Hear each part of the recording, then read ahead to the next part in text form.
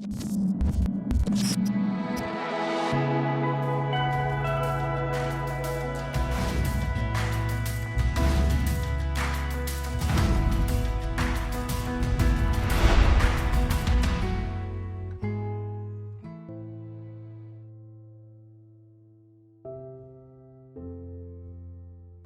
में जिसकी दौड़ती है कहानियां, हर मोड़ पर जहां ईश्वर की मिलती है निशानियां। एक बार जो जाओगे काशी तो वहीं के हो जाओगे, गंगा मैया से मिलकर कभी खाली हाथ ना आओगे। जब मैं 13 साल का था तो दिल्ली जाने के रास्ते में पहली बार ट्रेन की खिड़की से मैंने बनारस देखा। गंगा मैया और घाट को जैसे ही मैंने देखा तो दिल से एक आवाज आई कि जिंदगी में एक बार यहां आना जरूर है। फिर बड़े होते हुए किताबों में पढ़ा और लोगों से भी सुना कि जिसका जवाब तुम्हें कहीं नहीं मिलता, उसका उत्तर तुम्हें काशी में जरूर मिलेगा। काशी, बनारस, वाराणसी, एक ही रंग के अलग अलग नाम हैं। 2 साल पहले फाइनली मुझे मौका मिला कि मैं बनारस जा पाऊं, वो भी एक दिन के लिए। और बस मैंने अपना बस्ता उठाया और उसमें कुछ सवाल डाले और चल गया बनारस की गलियों में खोकर खुद को पाने के लिए। रास्ते में मेरे एक दोस्त ने बताया कि घाट के पास ही एक हॉस्टल है, तुम वहां कमरा ले लेना ताकि घाट तक आने जाने में वक्त कम लगेगा। जैसे ही मैं उसके बताए हुए उस हॉस्टल में पहुंचा, वहां मुझे एक और बिल्कुल मेरे जैसा लड़का मिला। तो हम दोनों ने साथ मिलकर एक साथ कमरा ले लिया। अब ऐसे हॉस्टल्स की सबसे खूबसूरत बात यह होती है कि यहाँ अलग अलग तरह के लोग अलग अलग जगह घूम कर आए होते हैं, इसलिए आपको बहुत ही अलग अलग तरह की कहानियां सुनने को मिलती हैं। हम दोनों के पास वहां केवल एक दिन था, इसलिए हम दोनों ने बिना देर किए अपना बस्ता वहां रखा और सीधा घाट के रास्ते पर हो लिए।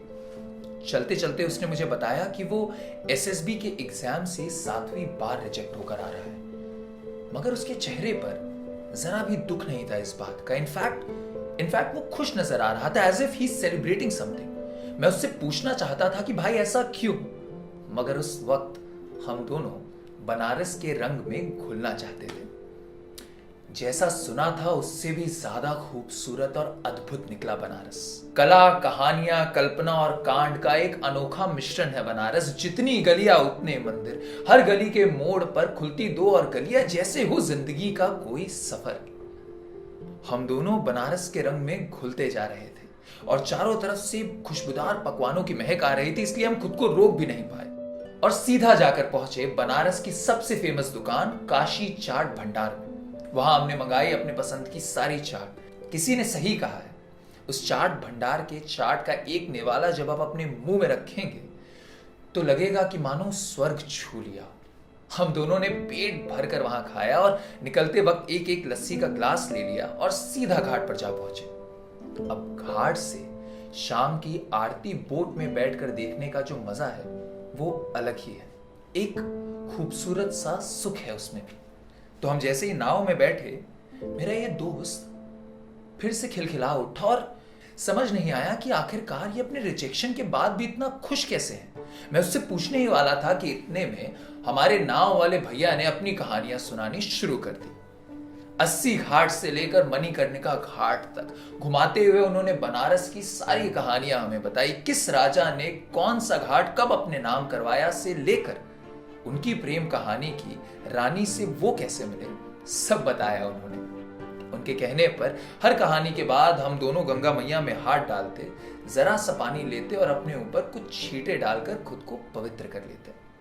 फिर जैसे ही अंधेरा होने को था, वो हमें लेकर आ गए घाट के पास शाम की आरती दिखाने के लिए। जीवन का वो एक पल जिसमें आपको लगता है कि इससे खूबसूरत और कुछ हो ही नहीं सकता, बिल्कुल वैसा एहसास होता है बनारस की आरती देखने में।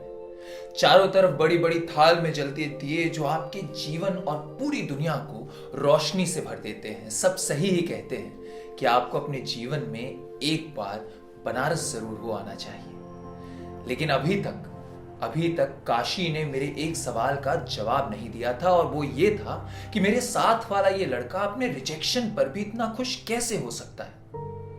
आरती के बाद हम दोनों चाय का एक एक कप लेकर घाट पर चुपचाप बैठे हुए थे। इस दौरान मुझसे रहा नहीं गया और मैंने पूछ दिया उससे कि भाई, आप एसएसबी में रिजेक्ट ही होकर आए हो ना?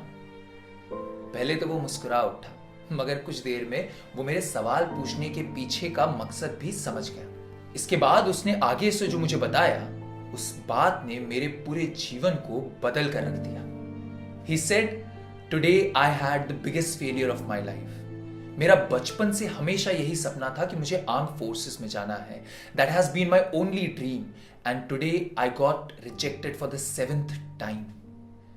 ये बोलते बोलते उसके चेहरे पर मायूसी झलकने लग गई और मैंने उसका दिल रखने के लिए कहा कि देखो भाई, कोई बड़ी बात नहीं है, तुम अगले साल की तैयारी अभी से शुरू कर दो, देखना अगले बार पक्का क्लियर हो जाएगा।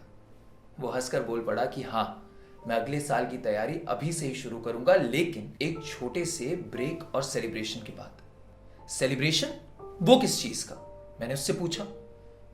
उसने मुस्कुराते हुए कहा, एफर्ट्स, मेहनत। पता है अमन, हम अपने किसी सपने के लिए, किसी एक टेस्ट या किसी एक एग्जाम के लिए कितनी ज्यादा मेहनत करते हैं, दिलो जान से दिन रात एक कर देते हैं, लेकिन अगर हम उस एग्जाम में या उस टेस्ट में फेल हो जाते हैं तो अपने आप को उतना ही कोसते हैं, अपने आप से नफरत करने लग जाते हैं। We start doubting ourselves. Rather what we should do is take a small break and celebrate our efforts. इसके बाद हम दोनों ने कुछ नहीं कहा। Until date, my hands remember the sense of Ganga's water from that night, and my mind the story of celebration. और मुझे आप लोगों से भी बस इतना कहना है that no matter what happens in life, चाहे अब जीते या हारे, सही हो या गलत हो, make sure that you take out time to celebrate your efforts. क्योंकि रिजल्ट्स चाहे जो भी आए, आपके एफर्ट्स हमेशा ऑनेस्ट रहते हैं, आपकी मेहनत हमेशा आपका साथ देती है। So make sure that you always take out time to celebrate your efforts.